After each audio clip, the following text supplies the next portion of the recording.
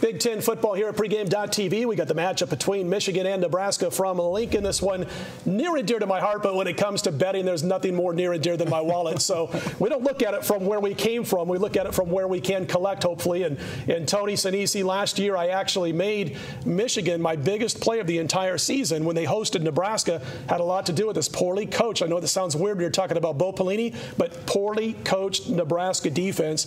I think Denard Robinson has to be licking his chops to get at this defense again. The days of the black shirts are over. I mean, to me, Nebraska is a tease. Sure. They have a lot of talent, but the 63 they gave up to Ohio State, their home win against Wisconsin, where they had to come out of a deep hole, that's a very, very average Wisconsin team. To me, I think on the other side, Michigan is flawed because sure. Denard Robinson is a turnover machine, but they are a solid defensive club. One telling stat from last week against Northwestern, Nebraska had 26 first downs. They had 543 yards, but they were 3 for 14 on third down conversions. To me, that tells you that they're a big play team, and if you get them out of sync where it's 2nd and 8 or 3rd and 9 or what have you, they're going to have problems. So I think that the Michigan defense is going to give them some problems. Yeah, I agree. I think it's a team, Nebraska, Marco, that has the most offensive talent in the Big Ten, and I don't even think it's close. You know, I mean, we never used to say Nebraska has great wide receivers, but they've got quality wide receivers. They've got a quarterback who, when he's on his game, he can play really well now. In his first time he's had an offensive coordinator 2 years in a row, the same offensive coordinator, but they make mistakes, and when he gets flustered talking about Taylor Martinez, man, he can throw picks, they can fumble the football, and they fall apart. You see a lot of screaming between the coaches and the players on the sideline. By the way, Tony, Marco and I had Nebraska last week against Northwestern, and I was texting Marco, and I'm going, man, this is like a 500 to 250 yardage advantage, and we're not only going to lose this game against the spread, they may lose outright. Tony's absolutely right. They get off their game rather easily. Yeah, I mean, that's the whole thing in a nutshell. I mean, 540 yards to 300, you would think they won by a big margin, but it was a 29-28 game.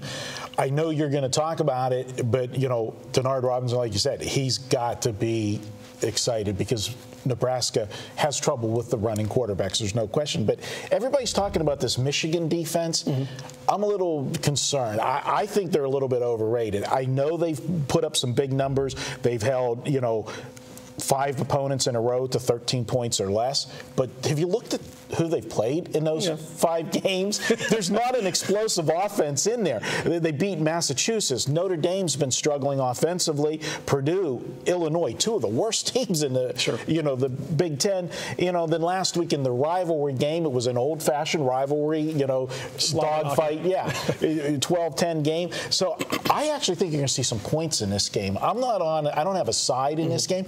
I'm actually leaning to the over for myself in this game. I think you're going to see both teams scoring points. I agree with that, by the way, that there's going to be a lot of – last year was 45-17 as far as Michigan winning that football game. I think there's going to be plenty of points scored by both clubs, both squads, but I'm going to tell you why I like the side. Michigan-Nebraska, my best bet. I know they say you can take the boy out of the farm, but you can't take the farm out of the boy. Well, when it comes to money, you can take me just about anywhere you want as long as you're paying. But as far as the Michigan Wolverines coming in here, I think they're going to be a little bit too much for Nebraska because of one, Denard Robinson.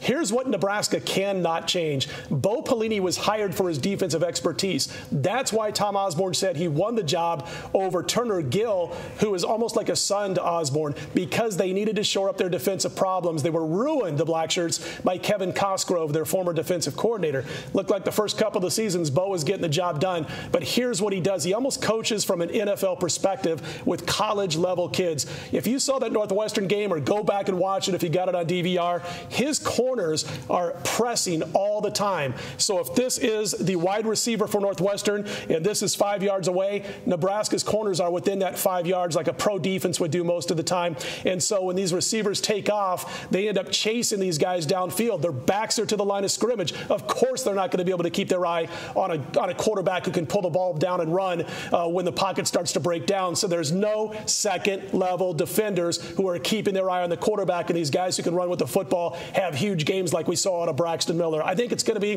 the same situation. Can't change the colors overnight. This is something that has to be retaught to this defense in the offseason, and I'm going to back both teams to score a lot of points, but I think Michigan scores more. My best bet this week, Michigan over Nebraska. We've got more NFL action coming up here at pregame.tv. When we come back, we're going to be talking about the battle between the Kansas City Chiefs and the Oakland Raiders. That's Marco's best bet coming up next at pregame.tv.